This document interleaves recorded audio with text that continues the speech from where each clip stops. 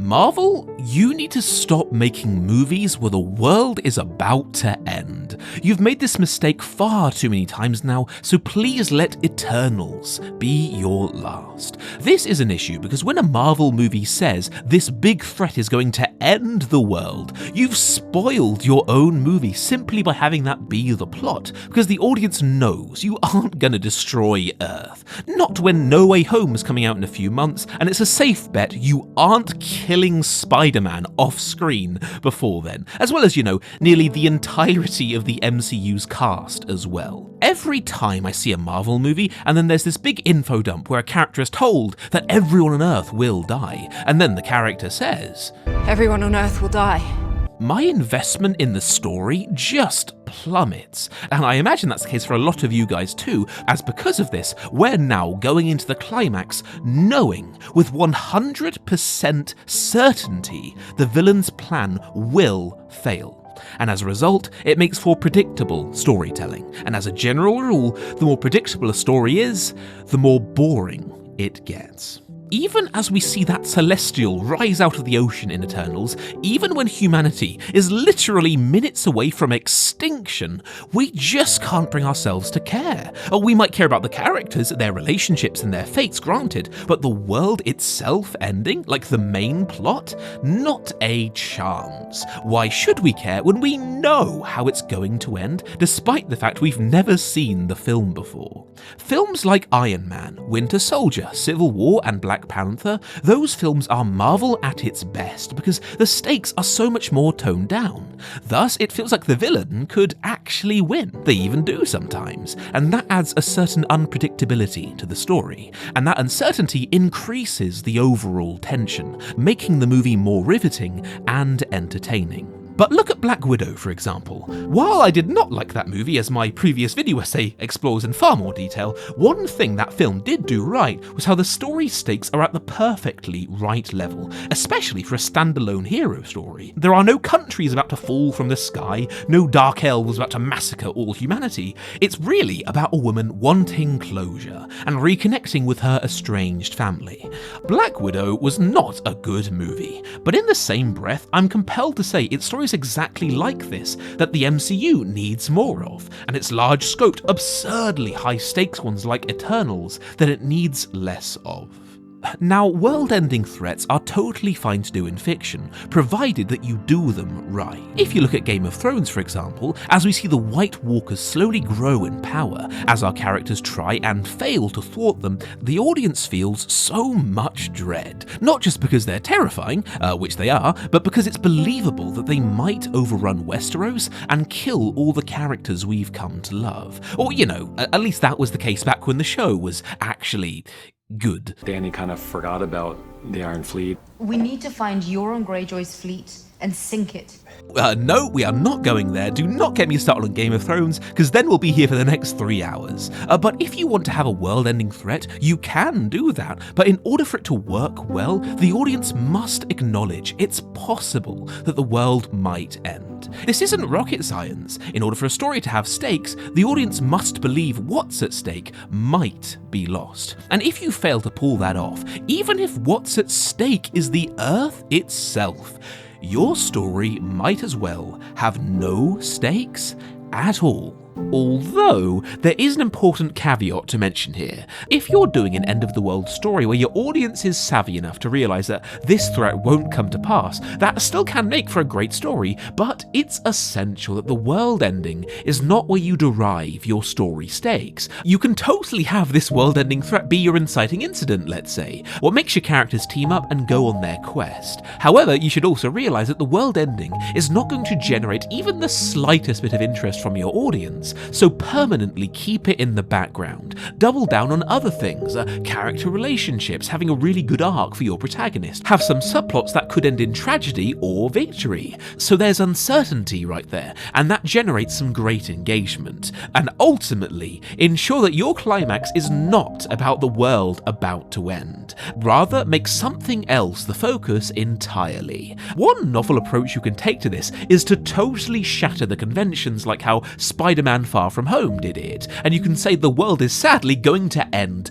because of these spooky elementals. Oh no, it's sad, the world's about to end. But at the midpoint, you shatter the audience's expectations and reveal that the protagonist was lied to. He's been bamboozled along with the audience. These elementals were a fake threat. The world was never in jeopardy. And from here on, the movie is all about something else entirely. That movie had big balls for completely subverting the traditional superhero formula, and they pulled it off pretty well, if you ask me. But honestly, on this whole issue, a really interesting film to look at is Shang-Chi. Now, to give credit, Shang-Chi is honestly a pretty good movie, partly because the action scenes are great, but mostly because the character work, it's just fantastic. It's some of the best character work we've seen in the MCU, and the relationship between Shang-Chi and his dad, chef's kiss. That was great writing. However, this movie still falls for the same issue Eternals did, stopping it from realizing its true potential, because the big threat in the end, the big climax,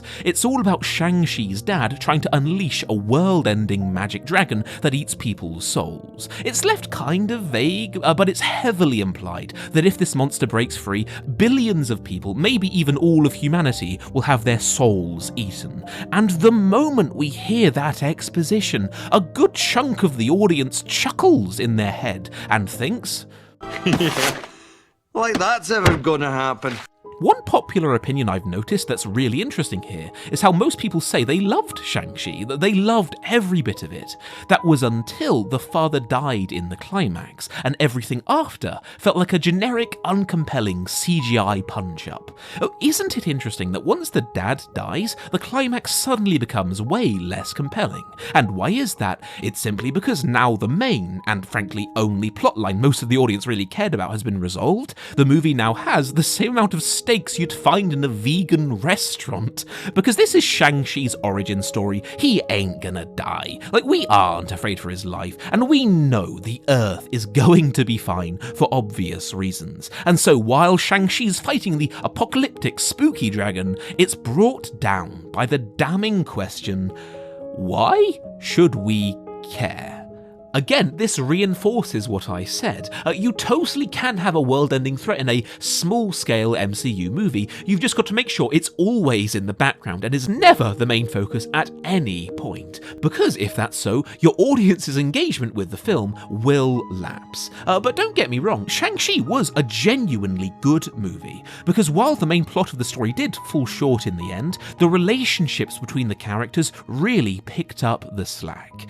This is part of the reason why I think Shang-Chi's third act is just outright more entertaining than Eternals' was. Not just because Eternals has that subplot of the sentient monster that's given a lot of setup and then exactly bugger all payoff, but because while both climaxes are held back by this exact same flaw, Shang-Chi, in my highly subjective opinion, had a much better built-up relationship with his dad, meaning there's a reason to care, a catharsis for us to have. Meanwhile, with the Eternals, they instead have Icarus be the big baddie they're fighting. And while I hesitate to say the team's dynamic with him was bad, because it wasn't really bad per se, it wasn't so well built up that it could carry the whole weight of the film's climax on its back. But my big point I'm building up to is that with Shang-Chi, while the ending was fine, it could have been so much better.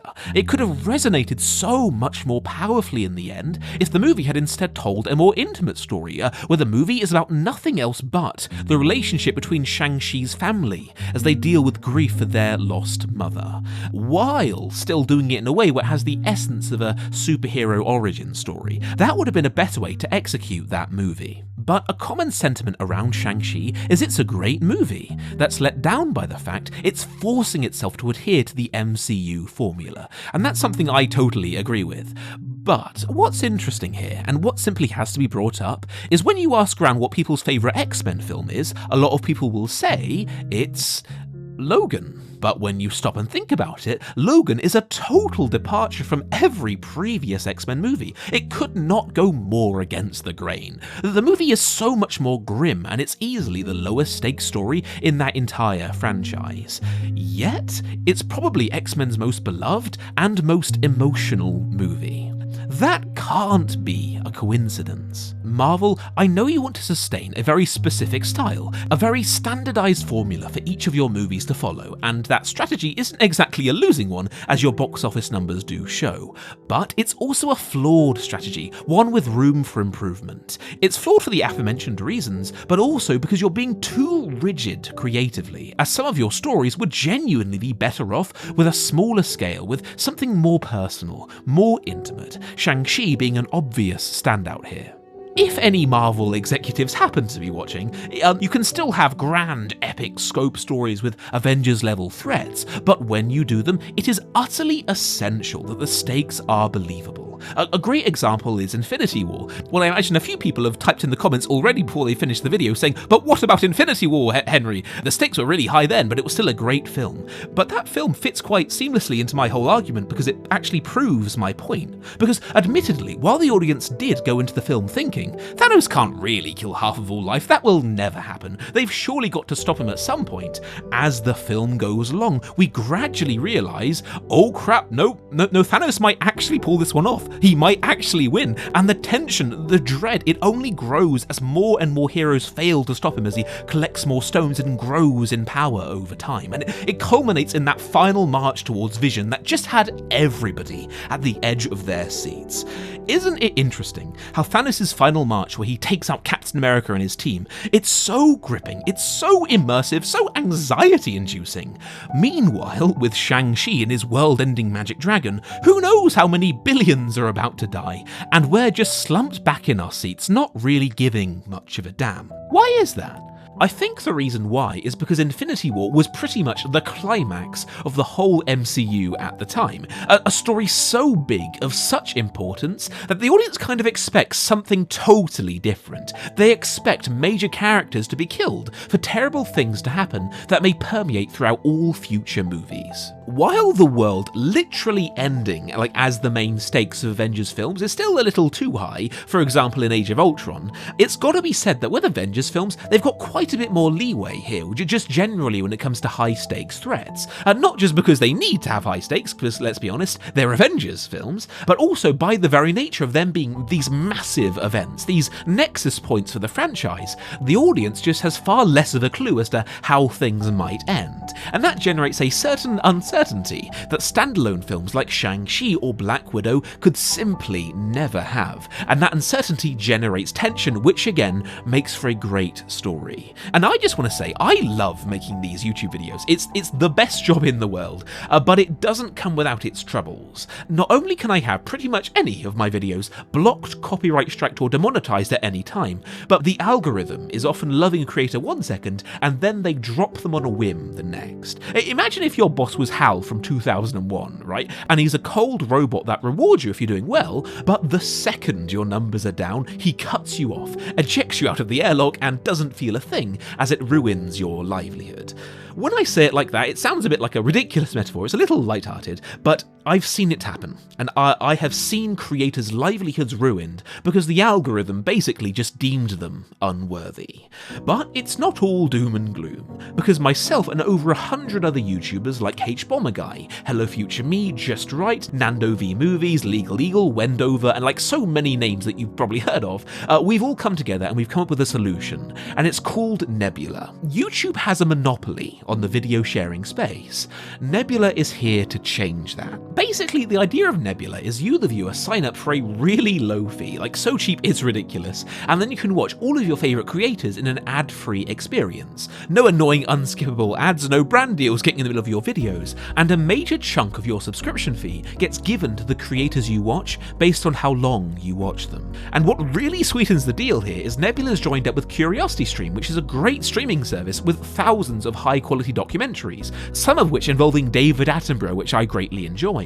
And they're doing a joint subscription. It means that if you click my link in the description, for $14.79 a year, you can get access to Nebula and in doing so directly support your favourite creators, and on top of that, for just on the house, you get full access to CuriosityStream. And if you haven't checked out Sherlock Holmes Against Conan Doyle yet, I thoroughly recommend it, because it's a fascinating breakdown of the iconic Sherlock Holmes character and how he was created. That one's a great start for all you writers out there, and you can watch it only on CuriosityStream. So make sure that's the first thing you check out when you click my link in the description and get 2 for 1 on these 2 great streaming services today.